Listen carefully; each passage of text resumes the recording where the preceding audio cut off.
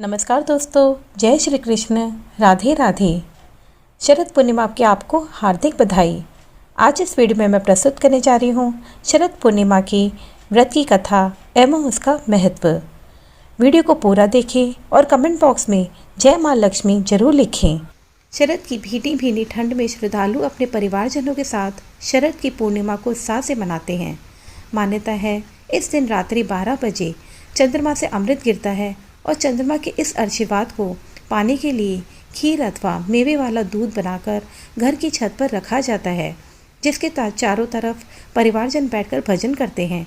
रात्रि 12 बजे के बाद चंद्रमा की पूजा की जाती है और खीर प्रसाद के रूप में ग्रहण किया जाता है। यह व्रत सभी मनोकामना को पूरा करता है। इसे रोजगारी व्रत पूर्णिमा एवं रास पूर्णिमा भी कहा जाता है। चंद्रमा के प्रकाश को कुमुद कहा जाता है, इसलिए इसे कौमुदी व्रत की उपाधि भी दी गई है। इस दिन भगवान कृष्ण ने गोपियों संग रास लीला रची थी, जिसे महारास कहा जाता है। शरद पूर्णिमा की व्रत की कथा। एक साहूकार की 2 बेटियां हर पूर्णिमा को व्रत किया करती थी। इन दोनों बेटियों में बड़ी बेटी पूर्णिमा का व्रत पूरे विधि विधान से और पूरा व्रत करती थी। वहीं छोटी बेटी व्रत तो करती थी, लेकिन नियमों को आडंबर मानकर उनकी अनदेखा करती थी।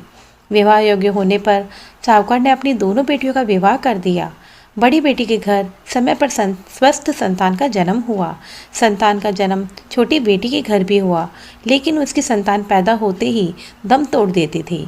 2-3 बार ऐसा होने पर उसने एक ब्राह्मण को बुलाकर अपनी व्यथा कही और धार्मिक उपाय पूछा।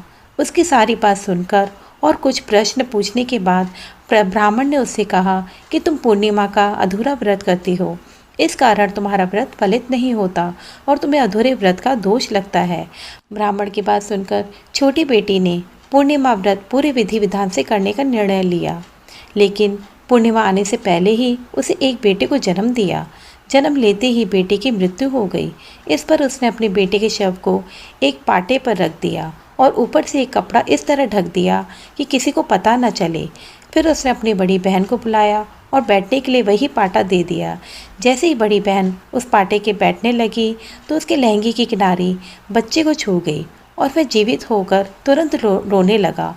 इस पर बड़ी बहन पहले तो डर गई और फिर छोटी बहन पर क्रोधित होकर उसे डांटने लगी कि क्या तुम मुझ पर बच्चे की हत्या का दोष और कलंक लगाना चाहती हो? मेरे बैठने से ये बच्चा मर जाता तो?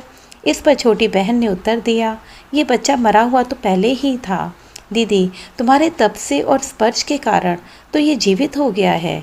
पूर्णिमा के दिन जो तुम व्रत और तप करती हो, उसके कारण तुम दिव्य तेज से परिपूर्ण और पवित्र हो गई हो। अब मैं भी तुम्हारी ही तरह व्रत और पूजन करूंगी।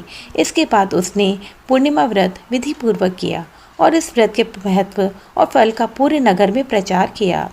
जिस प्रकार माँ लक्ष्मी और श्री हरि ने साहूकार की बड़ी बेटी की कामना पूर्ण कर सौभाग्य प्रदान किया, वैसे ही हम सब पर भी कृपा करे। इसी के साथ कथा की समाप्ति होती है। दोस्तों, अगर वीडियो पसंद आया है तो वीडियो को लाइक कीजिएगा और कमेंट बॉक्स में जय माँ लक्ष्मी जरूर लिखिएगा और साथ ही इस चैनल को सब्सक्राइब करना ना भूलिएगा। अगले वीडियो में आपसे फिर मुलाकात होगी। आपका दिन मंगलमय।